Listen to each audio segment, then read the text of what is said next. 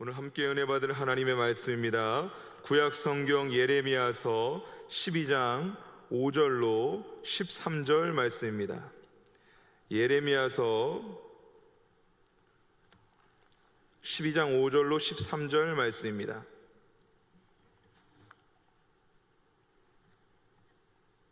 한 절씩 교독하도록 하겠습니다. 1070면에 있습니다. 만일 내가 보행자와 함께 달려도 피곤하면 어찌 능히 말과 경주하겠느냐? 내가 평안한 땅에서는 무사하려니와 요단 강물이 넘칠 때에는 어찌하겠느냐? 내 형제와 아버지의 집이라도 너를 속이며 내 뒤에서 크게 외치나니 그들이 내게 좋은 말을 할지라도 너는 믿지 말지니라. 내가 내 집을 버리며 내 소유를 내던져 내 마음으로 사랑하는 것을 그 원수의 손에 넘겼나니 내 소유가 숲속의 사자같이 되어서 나를 향하여 그 소리를 내므로 내가 그를 미워하였음이로다. 내 소유가 내게 대하여는 문이 있는 매가 아니냐? 매들이 그것을 에워싸지 아니하느냐? 너희가 가서 들짐승을 모아다가 그것을 삼키게 하라. 많은 목자가 내 포도원을 헐며 내 몫을 짓밟아서 내가 기뻐하는 땅을 황무지로 만들었도다. 그들이 이를 황폐하게 하였으므로 그 황무지가 나를 향하여 슬퍼하는도다. 온 땅이 황폐함은 이를 마음에 두는 자가 없음이로다. 파괴하는 자들이 광야의 모든 벗은 산 위에 이르렀고 여호와의 칼이 땅 이 끝에서 저 끝까지 삼키니 모든 육체가 평안하지 못하도다. 함께 읽겠습니다. 무리가 밀을 심어도 가시를 거두며 수고하여도 소득이 없은즉 그 소산으로 말미암아 스스로 수치를 당하리니 이는 여호와의 분노로 말미암음이니라. 아멘. 오늘 예레미야서 12장 5절로 13절 말씀을 가지고 능히 말과 경주하겠느냐라는 제목으로 말씀 나눌 때 함께 은혜 받는 시간 될 수 있기를 원합니다. 예레미야서 12장 말씀은 예레미야의 질문과 이에 대한 하나님의 답변으로 이루어져 있습니다. 1절에서 4절 말씀 가운데 예레미야는 왜 악한 자가 형통합니까? 대체 이런 일이 언제까지입니까? 라고 하나님께 질문하고요, 하나님 이에 대해서 답변을 주시고 유다에 대한 심판, 확실한 심판에 대해서 말씀하시고, 우리가 읽진 않았지만 14절부터 17절까지는 그 주변에 있는 이방 나라들에는 심판과 구원의 메시지가 12장 전체의 내용입니다. 1절 말씀 같이 한번 읽어보겠습니다. 12장 1절 읽겠습니다. 시작. 여호와여, 내가 주와 변론할 때에는 주께서 의로우시니이다. 그러나 내가 주께 질문하옵나니 악한 자의 길이 형통하며 반역한 자가 다 평안함은 무슨 까닭이니이까? 예레미야가 굉장히 답답해하고 있습니까? 어느 때까지입니까? 악한 자가 이와같이 형통하며 반역한 자가 평안함은 무슨 까닭입니까? 하나님께 답답해하면서 마음을 쏟아내고 있습니다. 우리가 뜻한 대로, 예상한 대로 이 일이 진행되지 않을 때 우리는 답답함을 느낍니다. 마음이 꽉 막히고요, 불평이 생깁니다. 때는 어떤 사람들은 우울감에 시달리기도 하고요, 우리가 이 코로나19 사태로 인하여서 우리가 느끼는 감정들이 이렇습니다. 마음이 답답하고요, 때로는 무척 억울합니다. 우리가 원하지 않은 일인데 우리가 하지 않은 일 때문에 욕을 먹기도 하고요. 예레미야도 무척 답답했습니다. 말씀은 선포하지만 아무도 귀 기울이지 않았습니다. 변화가 없었습니다. 사역의 열매도 없었습니다. 심지어 고향 땅 아나도 사람들도 예레미야를 죽이려고 했습니다. 얼마나 억울하고 답답하고 마음이 무거웠을까요? 고향 땅 아나도 사람들이라는 것은요, 사실은 같은 지파 사람이고요, 그리고 같은 지파라는 것은 가까운 친인척지간이라는 건데, 이들이 자기를 죽이려 한다고 했었을 때 그 마음이 정말 얼마나 아팠을까요? 이에 대해서 따지듯 하나님께 묻는 내용들이 1절부터 4절까지 있습니다. 그러나 중요한 것이 여기 있습니다. 중요한 한 가지는요, 예레미야가 답답함 가운데 마음을 쏟아놓고 하나님께 따지듯 묻지만 하나님 앞에서 토로했다는 것입니다. 하나님 앞에서 답답해했다는 것입니다. 1절에도 여호와여 내가 주와 변론하오니, 2절에도 주께서 그들을 심으셨고, 3절에 여호와여 주께서 나를 아시고, 하나님 앞에 매 절마다 하나님을 부릅니다. 하나님께 나아갑니다. 답답한 일, 억울한 일, 우겨쌈을 당하는 것 같은 그런 형국을 겪었지만 하나님 앞에서 마음을 쏟았기 때문에 암울한 현실에 매몰되지 않았습니다. 이것이 중요합니다. 우리는 답답한 가운데 있습니다. 억울합니다. 탄식이 절로 나옵니다. 때론 찬양하고 말씀을 읽을 때는 마음껏 하나님이 기쁨을 주시다가도 암울한 현실을 바라볼 때 저절로 탄식이 나오는 우리가 그런 삶 가운데 살고 있습니다. 우리가 예레미야서를 묵상하고 새벽마다 하나님 말씀 함께 나누고 또 1060 예레미야 중보기도를 함께 하고 있고요. 굉장히 의미 있는 일입니다. 우리가 예레미야의 마음을 가지고 예레미야가 하나님 앞에 마음을 쏟아놨던 것처럼 저와 여러분도 불평하도록 우리 마음을 내버려 두지 말고 하나님께 마음을 쏟을 수 있는 저와 여러분 될 수 있기를 원합니다. 7절부터 이스라엘의 죄 때문에 심판이 일어나는 것이다 라고 하나님 말씀하고 계십니다. 7절 말씀 같이 읽겠습니다. 본문 7절 말씀 읽겠습니다. 내가 내 집을 버리며 내 소유를 내던져 내 마음으로 사랑하는 것을 그 원수의 손에 넘겼나니. 내 집을 버린다. 성전, 하나님의 집 성전이죠. 내 소유를 내던졌다. 하나님께 약속으로 기업으로 주셨던 이스라엘 그 땅이죠. 내 마음으로 사랑하는 것, 선민 이스라엘 백성이죠. 하나로 얘기해도 될 것을 굳이 셋으로 나눠서 얘기하면서 반복하면서 강조하고 있습니다. 내가 그 원수의 손에 넘겼다. 이 심판의 이 고난의 주체가 바로 하나님이심을 말씀하고 있습니다. 8절 말씀 읽어보겠습니다. 시작. 내 소유가 숲속의 사자같이 되어서 나를 향하여 그 소리를 내므로 내가 그를 미워하였음이로다. 여기는 그 심판의 이유에 대해서 말씀하고 있습니다.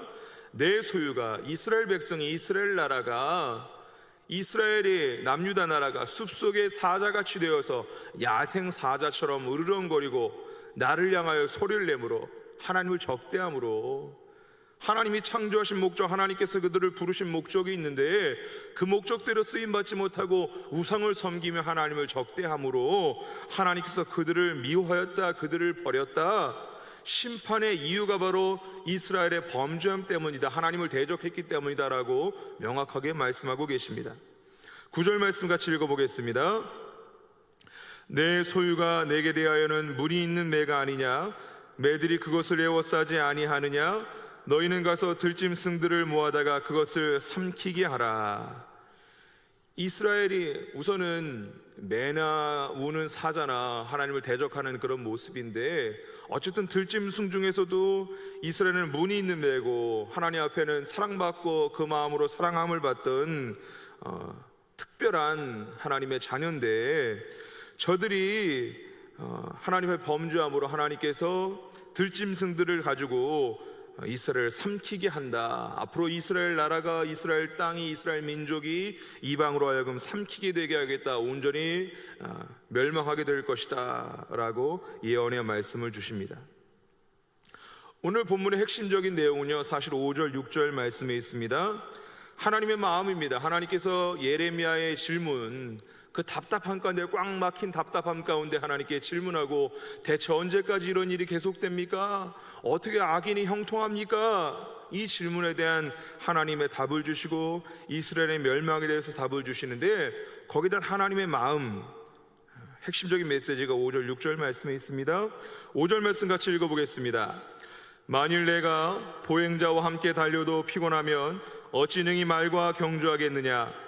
내가 평안한 땅에서는 무사하려니와 요단 강물이 넘칠 때에는 어찌하겠느냐? 6절도 읽겠습니다. 내 형제와 아버지의 집이라도 너를 속이며 내 뒤에서 크게 외치나니 그들이 내게 좋은 말을 할지라도 너는 믿지 말지니라. 아멘. 예레미야의 항변에 대해서 하나님께서는 그럼 내가 악인을 심판하겠다라든지 좀 기다리라든지 이런 정형적인 답변 대신 좀 독특한 핀트의 답변을 주십니다. 하나님은 5절 6절 말씀에 보행자와 달려도 피곤한데 어찌 말과 달리기를 할 것인가 라고 오히려 예레미야에게 물으십니다. 평안한 땅을 다니면서 무사하는데 어찌 요단 강물이 넘칠 때에는 어떻게 무사할 수 있겠느냐? 평안한 길을 걸으면서 무사할까 걱정하는데 어찌 강물이 넘치는, 태풍이 불고 우기 때 물이 넘치는 형국에는 안전할 수 있겠느냐라고 물으십니다. 여기서 평안한 땅은 고향 땅을 의미하죠. 고향 땅, 우리가 고향은 가장 편하고 마음이 평안하고 명절 때 되면은 자연스럽게 고향을 찾잖아요. 근데 사실은 더 이상 평안한 땅이 아니거든요. 11장에서 그 평안한 땅이었던 아나돗 고향에서 예레미야를 죽이려고 사람을 보내는 얘기가 11장 말미에 있었습니다. 또 보행자, 이 보행자는 당시의 상황이라든지 사역의 할 때 사역의 현장이라든지 거짓 선지자들이라든지 또는 고향 땅 아나돗 사람이라든지, 사실은 보행자와 같은 형국은 아니거든요. 예레미야가 닥친 사역의 형국이 보행자와 경주하는 거, 보행자와 경주하는 게 얼마나 쉽겠어요. 보행자와 경주하는 듯한 형국은 아니거든요. 얼마나 힘들고 답답하면은 하나님의 음성을 들었던 예레미야가, 하나님의 말씀을 붙잡고 대언하고 선포했던 예레미야가 하나님 앞에 답답해서 언제까지입니까? 하나님 언제까지입니까? 그 답답함을 토로할 정도였는데, 그 형국에 하나님께서는 네가 지금은 보행자와 달리는 것과 같다, 보행자와 경주하는 것과 같다. 아니, 걸어가는 사람과 경주하는 것이 얼마나 식은 죽 먹기겠습니까? 사실은 이것은 그런 의미가 아니라요, 말과 경주하는 앞으로의 상황, 말은 경주하는 대상의 최상급인데 그 말과 경주하는 상황 더 높은 최상급을 얘기할 수 없을 때, 비유로 제시할 수 없으니까 지금 현재 있는 상황은 사실 그거보다 어려운데, 보행자 현재의 기준을 낮춤으로 인하여서 지금 현재의 상황과 앞으로의 상황의 간극이 더 크다, 앞으로의 환경은 더욱더 처절하고 어려운 상황, 사역이 될 것이다 라는 것을 강조적으로 표현하기 위해서 지금 당장은 보행자와 경주하는 것과 같고 지금 당장은 평안한 땅을 걷는 것과 같다 라고 현재의 상황을 낮추면서 얘기하고 있습니다. 앞으로의 사역이 점점 더 극심하게 어렵게 힘들어질 것이다 라는 말씀이죠. 사실 유다의 잘못된, 이스라엘 나라의 잘못된 선민의식, 잘못된 성전 신앙으로 말미암아 예레미야의 사역은 철저하게 부딪힐 수밖에 없었습니다. 얼마나 부딪히냐면은 6절 말씀에 내 형제와, 이제는 고향 땅 아나돗 사람이 대적하는 것도 참 슬프고 답답하고 무거운 일인데, 장차 고향 땅 일가 친척뿐만 아니라 내 형제와 아버지 집도 너와 대적하게 될 것이다. 앞에서는 널 속일지라도 뒤에서는 널 크게 외치고 군중을 이루고 너를 대적하고 하니까 좋은 말을 앞에서 할지라도 그것을 믿지 말라. 앞으로 더 처절한 환경이 될 것이다. 너의 사역은 더 힘든 사역이 될 것이다 라고 경고하고 계십니다. 어떻게 보면 지금 힘들다고 하나님께 그 고난을, 그 어려움을 토로하고 있는 예레미야에게 지금은 사실 쉬운 거다, 지금은 보행자와 경주하는 것 같고 평안한 땅을 걷는 것과 같은데 앞으로는 더 힘들 거다, 말과도 경주하고 요단이 넘칠 때에도 무사하게 가라. 굉장히 가혹한 말씀이기도 합니다. 너무나 가혹해 보입니다. 하지만 이 말씀에는요, 지쳐있던 예레미야에게 다시금 사명을 리마인드하는 그런 말씀입니다. 동시에 사명을 감당하도록 내가 너와 함께 하겠다라는 약속의 말씀이기도 합니다. 앞으로 더 큰 고난도 감당해야 하는데 그럼에도 불구하고 네가 승리하기를 원한다라는 하나님의 기대의 말씀이기도 합니다. 앞으로 더 큰 꿈과 목적을 가지고 비전을 가지고 사역하라라는 비전의 메시지이기도 합니다. 여러분, 어려워도, 지금 당장이 어렵고 힘들어도, 예레미야가 답답하고 힘들어도 고통스러워도 꿈과 비전이 있으면은 우리에게도, 우리가 지금 답답하고 힘들어도 하나님 주시는 사명을 바라보고 하나님 주시는 꿈을 바라보고 나아간다면은 그 고난에 무너지지 않고 매몰되지 않고 한 걸음 한 걸음 전진할 수 있을 줄로 믿습니다. 여러분, 나침판을 보면은요 얼마나 흔들려요. 나침판은 흔들리지만 남과 북을 가리키고 있고 동과 서를 가리키고 있잖아요. 나침판은 늘 흔들리죠. 오히려 흔들리지 않으면 뭔가 고장난 나침판일 거예요. 늘 흔들리면서도 정동을, 정북을, 정남을 가리키는 게 바로 나침판이거든요. 흔들린다고 고장난 게 아니죠. 흔들리면서도 방향을 가리키는 게 바로 나침판입니다. 여러분, 답답해도 흔들려도 이럴 때일수록 내가 무슨 말하리요 오직 주만 바라보나이다. 요엘 선지자의 고백처럼 우리가 답답해도 흔들려도 우리가 주님만 바라볼 수 있는 저 여러분 될 수 있기를 원합니다. 그러면 됩니다. 그러면 승리할 수 있습니다. 하나님은 우리에게 더 큰 기대를 갖고 계십니다. 지금 현실에 무너지고, 물론 우리가 현실적으로 답답한 건 당연하고요, 흔들리는 건 당연합니다. 그러나 그 흔들리는 현실에, 그 고통 가운데 무너지는 것은 하나님 원치 않으시고요, 우리에게 꿈과 희망과 소망을 주려 하시는 분인 줄 믿으시길 바랍니다. 장차 지금 정도가 아니라 장차 말과 경주에도 이겨내고, 태풍이 불고 강물이 범람할 때에도 안전하게 꿋꿋하게 그 길을 걸어낼 수 있는, 사명의 길로 나아갈 수 있는 그런 사명자가 되길, 그런 더 큰 어려움 가운데도 그럼에도 불구하고 하나님이 주시는 힘과 능력을 가지고 사명을 감당하는 저와 여러분 될 수 있기를 하나님 기대하고 계신 줄 믿으시길 바랍니다. 이 시간에 함께 기도하면서 하나님, 지금 현장, 지금 현실, 사업이나 직장이나 가정이나 어렵고 답답합니다. 하나님은 흔들립니다. 그러나 주님만 바라보게 하여 주시옵소서. 그럼에도 불구하고 앞으로 말과도 경주하여 이기는 자가 되게 하여 주옵시고, 강물이 넘치는 환경에 있어서도 지금의 받는 훈련을 통하여, 고난의 연단을 통하여 앞으로 더 큰 어려움 가운데도 안전하게 걸어갈 수 있는 하나님의 사람 되게 하여 주시옵소서. 그렇게 기도할 수 있는 저 여러분 될 수 있기를 주의 이름으로 축원합니다.